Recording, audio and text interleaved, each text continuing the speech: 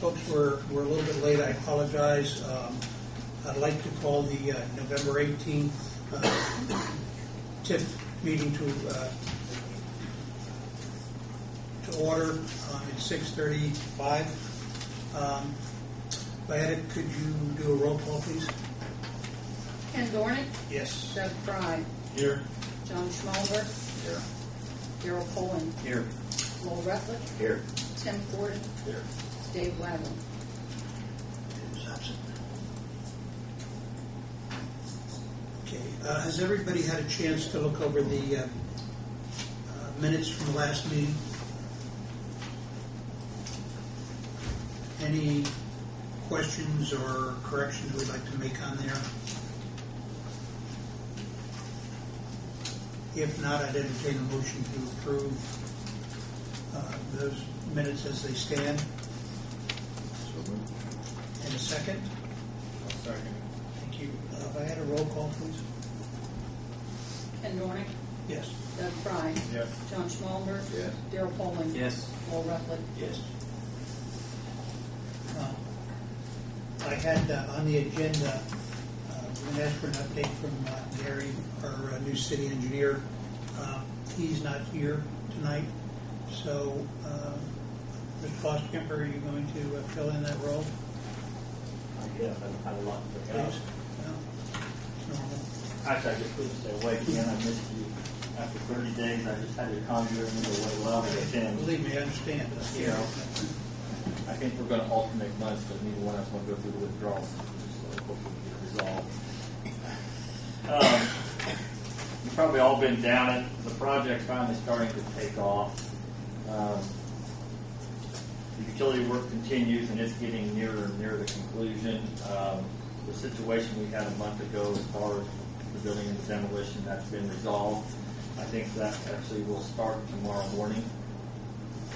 There's an independent contractor through an insurance company that will come in and be responsible for some cleanup work, and they will be on site tomorrow morning. We have some asbestos abatement that's also within that building, and that will be resolved tomorrow. Will they start the actual demolition tomorrow? Yes, they will. Has it been resolved about who's going to pay for this extra? I don't think it has, but it's not going to be the city's responsibility. That part has been taken care of. So the insurance company? It's going to probably be between either the contractor, who's, I would say probably the liability is going to fall on the contractor or every piece of equipment on site. Without having to protect it. Yeah. And they kind of admitted that they were probably at fault because they came in and put a fence up the very next day after it happened. So anyhow, that's where it's at. The project, you've noticed they shifted the traffic over to the west. They altered the phasing that was originally planned, mainly because of the time of the year and what work they want to do.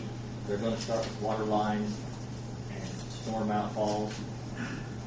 Some of the work you probably haven't seen, they've done a lot of clearing behind the hospital, where that one is. They're starting on Baroshell because of the closure of the road at the same time as the other project. And they started the saw cut all the way down the hard surfaces on the north side so they can begin excavation in place of the water line. You got any questions about anything you've seen out there specifically? No, I was impressed with how smoothly they cut it over down to 2 lanes. I mean, that just happened in an afternoon, and it was done smoothly, I thought, from 3 lanes to 2 lanes. And it seems like they're doing well. They about finished with pole work. You're talking through the utilities? Moving Yes, utilities. they're all done. Okay. Pole work's been done for quite some time. Well, I take that back. There's one pole and one transformer base that has to be moved behind the hospital. Other than that, it's all completed along the Lincoln Street corridor. And we've just about got all the utilities moved right now. We're going to make an effort to contact some of them. You've noticed we have a tremendous pole height, and we're trying to see if we can maybe convince them to scoot them up a little higher, some of the lower strands, try to make a little cleanup through the site. Good. I had a discussion with Darren this evening about pole height, and we're going to verify some of that. We'd like to have it look as clean as possible to get the project done. Are they going to pull the old poles out? Yes, we will. Whoever's the last one off of the pole is responsible for the removal of the pole. So I believe, I wasn't out today, but I think it's going to be Verizon. They're probably going to be the last one off of the old poles. And when they do that, then they're responsible. They'll all be gone shortly. If you notice, they've been getting shorter. Every time somebody comes in and moves something, they cut off another 3 foot and drop it off the side. So they're shrinking. Any other questions? Thanks. No, sir, thank you. Thank you. Darren, anything you want to add? Nope. Appreciate your attendance. We've got some invoices to be paid tonight. First one I'd like to talk about, if we could, is one from UMBA. And there was a letter that they sent to the mayor and the board back on October 30th. John Julian did, pertaining to some extra work that they've had to do over the past year or two. That's cost them extra time over and above. I should go back a minute. They're working on a fixed rate fee with TIF, or it have been for years. But over the past couple of years, when they've had to go back and help reconcile the issues that we've had with last year and again this year,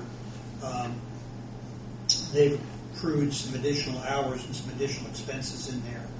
So they've made a proposal to us that they've incurred about $5,800